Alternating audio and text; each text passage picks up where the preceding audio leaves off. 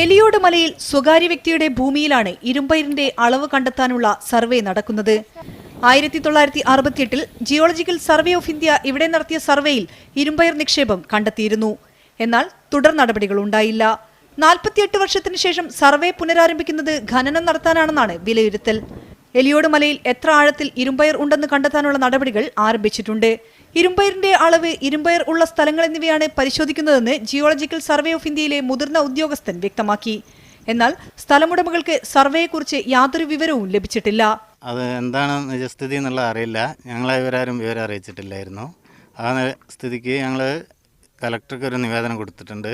വലിയ ഒരു പ്രദേശത്തിന്റെ പാരിസ്ഥിതിക സന്തുലനാവസ്ഥ നിലനിർത്തുന്നതാണ് ഈ എലിയോട്ട് മല.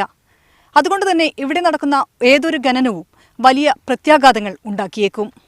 164 ഏക്കർ വിസ്തൃതിയുള്ള എലിയോട് മല തലക്കുളത്തൂർ, അത്തോളി, നന്മണ്ട വില്ലേജുകളിലെ ജനങ്ങളുടെ കുടിവെള്ള സ്രോതസ്സാണ്. അപൂർവ ജൈവ വൈവിധ്യത്തിന്റെ കേന്ദ്രം കൂടിയായ ഇവിടെ നടക്കുന്ന ഖനനം പരിസ്ഥിതിയെ ബാധിക്കും. 1 വർഷം നീണ്ടു നിൽക്കുന്ന സർവേ നടപടികൾക്ക് ശേഷം ഡയറക്ടറേറ്റ് ഓഫ് ജിയോളജി ആൻഡ് മൈനിങ്ങിന് റിപ്പോർട്ട് സമർപ്പിക്കും. ഇതിന്റെ അടിസ്ഥാനത്തിലായിരിക്കും ഖനനം സംബന്ധിച്ച തീരുമാനമെടുക്കുക. സഞ്ജു പൊറ്റമലിനൊപ്പം ഷിത ജഗത്, മീഡിയ 1, കോഴിക്കോട്.